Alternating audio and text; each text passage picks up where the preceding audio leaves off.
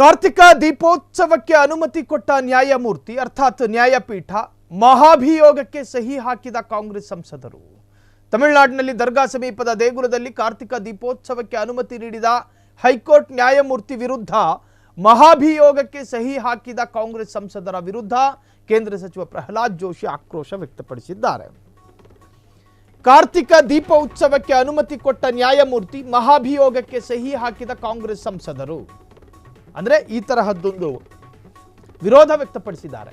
ತಮಿಳುನಾಡಿನಲ್ಲಿ ದರ್ಗಾ ಸಮೀಪದ ದೇಗುಲದಲ್ಲಿ ಕಾರ್ತಿಕ ದೀಪೋತ್ಸವಕ್ಕೆ ಅನುಮತಿ ನೀಡಿದ ಹೈಕೋರ್ಟ್ ನ್ಯಾಯಮೂರ್ತಿಯ ವಿರುದ್ಧ ಮಹಾಭಿಯೋಗಕ್ಕೆ ಸಹಿ ಹಾಕಿದ ಕಾಂಗ್ರೆಸ್ನ ಸಂಸದರ ವಿರುದ್ಧ ಕೇಂದ್ರ ಸಚಿವ ಪ್ರಹ್ಲಾದ್ ಜೋಶಿ ಆಕ್ರೋಶವನ್ನು ವ್ಯಕ್ತಪಡಿಸಿದ್ದಾರೆ. ಹುಬ್ಬಳ್ಳಿಯಲ್ಲಿ ಮಾತನಾಡಿದ್ದಾರೆ ಪ್ರಹ್ಲಾದ್ ಜೋಶಿ. ತಮ್ಮ ಪರವಾಗಿ ತೀರ್ಪು ಬರೆದಿದ್ದಾಗ ನ್ಯಾಯಾಂಗವನ್ನ ಟೀಕಿಸುವ ಮತ್ತು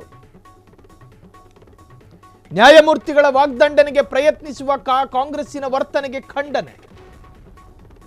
ತಿರುಪರಾನುಕುಂದ್ರು ಬೆಟ್ಟದ ಮೇಲಿನ ದರ್ಗಾದ ಸಮೀಪದಲ್ಲಿರುವ ಸ್ಥಳದಲ್ಲಿ ಕಾರ್ತಿಕ ದೀಪ ಹಚ್ಚಲು ಅನುಮತಿ ಕೊಟ್ಟು ತೀರ್ಪು ಪ್ರಕಟಗೊಂಡಿದೆ. ಮದ್ರಾಸ್ ಹೈಕೋರ್ಟ್ ನ್ಯಾಯಮೂರ್ತಿ ವಿರುದ್ಧ 103 ಸಂಸದರು 103 ಸಂಸದರು ವಾಗ್ದಂಡನೆಗೆ ಸಹಿ ಹಾಕಿದ್ದಾರೆ. ಇದರಲ್ಲಿ ಕರ್ನಾಟಕದ 3 ಸಂಸದರು ಕೂಡ ಸೈನ್ ಮಾಡಿದ್ದಾರೆ. ಶ್ರೇಯಸ್ ಪಟೇಲ್, ಕುಮಾರ್ ನಾಯಕ್ ಮತ್ತು ಡಾಕ್ಟರ್ ಪ್ರಭಾ ಮಲ್ಲಿಕಾರ್ಜುನ್ ಸೈನ್ ಹಾಕಿದರು. ನ್ಯಾಯಮೂರ್ತಿಗಳ ಮೇಲೆ ಒತ್ತಡದ ತಂತ್ರವಾಗಿದೆ ಎಂದ ಜೋಶಿ,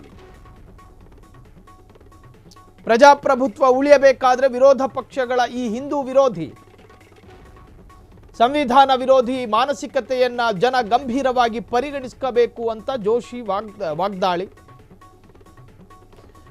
ನಿಮ್ಮ ಗ್ರಹಿಕೆಗೆ ಸಮಾಧಾನ ಕೊಡೋ ತೀರ್ಪು ಬಂದ್ರೆ ನೀವು ಸಂತೋಷ ಪಡ್ತೀರಿ. ರಾಜ್ಯದಲ್ಲಿ ಹಿಂದೂ ಕಾರ್ಯಕರ್ತನನ್ನ ಮುಸಲ್ಮಾನರು ಕೊಂದ್ರೆ ನಿಮ್ಮ ಬಾಯಿಗಳಿಗೆ ಬೀಗ ಹಾಕೊಂಡು ಕೂತ್ಕೊಂಡಿರ್ತೀರಿ, ಹಾಡು ಹಗಲೇ ನಿದ್ದೆಲಿರ್ತೀರಿ. ಹಿಂದೂವನ್ನ ಹಿಂದೂ ಕೊಂದ್ರೆ ಏನೂ ಮಾತನಾಡೋದಿಲ್ಲ. ಆದರೆ ಹಿಂದೂವನ್ನ ಮುಸಲ್ಮಾನರು ಕೊಂದ್ರೆ, ಮೊನ್ನೆ ಚಿಕ್ಕಮಂಗ್ಳೂರಿನಲ್ಲಿ ಪಾಪ ಆತನು ಕೂಡ ಖಟ್ಟರ್ ಹಿಂದೂನೇ ಆಗಿದ್ದ, ಗಣೇಶ್ ಅಂತ ಹೇಳಿ, ಗಣೇಶ್ ಗೌಡ. ಅವನನ್ನು ಅಟ್ಟಾಡಿಸಿಕೊಂಡು ಪೋಸ್ಟರ್ ವಿಚಾರದಲ್ಲಿ ಬರ್ಬರವಾಗಿ ಮಾರಕಾಯುಧಗಳಲ್ಲಿ ಕೊಚ್ಚಿ ಕೊಂದು ಹಾಕಿದ್ರು. ಗಣೇಶ್ ಗೌಡ ಯಾರು? ಹಿಂದೂ. ಆತನ ತಾಯಿ ಯಾರು? ಹಿಂದೂ. ಆತನ ಕುಟುಂಬವೂ ಕೂಡ ಹಿಂದೂ. ಹಿಂದುವನ್ನು ಅಟ್ಟಾಡಿಸಿ ಕೊಚ್ಚಿ ಕೊಂದ್ರೆ ನಿಮಗೆ ಯಾರಿಗೂ ಸಂಕಟ ಬರೋದಿಲ್ಲ. ನಿಮ್ಮ ಹಾಳು ಕಣ್ಣಲ್ಲಿ ನೀರು ಬತ್ತು ಹೋಗಿರುತ್ತೆ, ಅಳೋದಿಲ್ಲ. ಅದಕ್ಕೊಂದು ಧರ್ಮಲೇಪ ಆದಾಗ, ಹೌದು ಇಂತಹ ನನ್ನ ಕೊಂದವನು ಅನ್ಯ ಧರ್ಮಿ, ಓಡಾಡ್ಕೊಂಡು ಬರೋದು. ಕುಟುಂಬದವರ ಮನೆಗೂ ಗೈರಾಗಿ ಓಡಾಡ್ಕೊಂಡು ಬರ್ತೀರಿ. ಚಿಕ್ಕಮಂಗ್ಳೂರಿನಲ್ಲಿ ಬಾಯಿ ಬಡ್ಕೊಳ್ಳೋದಕ್ಕೆ ಪ್ರಹ್ಲಾದ್ ಜೋಶಿ ಆಗಿರಲಿ, ಸಿ.ಟಿ. ರವಿ ಆಗಿರಲಿ, ಪ್ರಮೋದ್ ಮುತಾಲಿಕ್, ಏನು ಈ ಟೈಮಲ್ಲಿ ಹಣೆಯಲ್ಲಿ ಕುಂಕುಮ ಇರೋದಿಲ್ಲ, ಆ ಟೈಮಲ್ಲಿ ಉದ್ದುದ್ದ ಕುಂಕುಮ ಹಾಕೊಂಡು ಬರ್ತಾರೆ.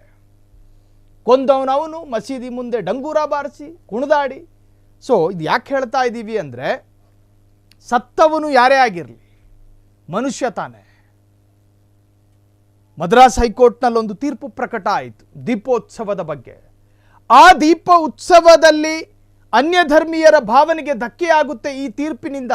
ಹಾಗಾಗಿ ಅದರ ವಿರುದ್ಧ ಒಂದಷ್ಟು ಸಂಸದರು ಆಕ್ರೋಶವನ್ನು ವ್ಯಕ್ತಪಡಿಸಿದ್ರು, ವಾಗ್ದಂಡನೆಗೆ ಪ್ರಯತ್ನ ಪಡ್ತಾ ಇದ್ದಾರೆ. ಆ ಸಂದರ್ಭದಲ್ಲಿ ಕಾಂಗ್ರೆಸ್ಸಿನ ಕೆಲ 3 ಸಂಸದರು, ನಮ್ಮದೇ ರಾಜ್ಯದ 3 ಸೈನ್ ಹಾಕಿದಾರಂತೆ. ಅದಕ್ಕೆ ಈಗ ಪ್ರಹ್ಲಾದ್ ಜೋಶಿ ಆಕ್ರೋಶವನ್ನು ವ್ಯಕ್ತಪಡಿಸಿದ್ದಾರೆ.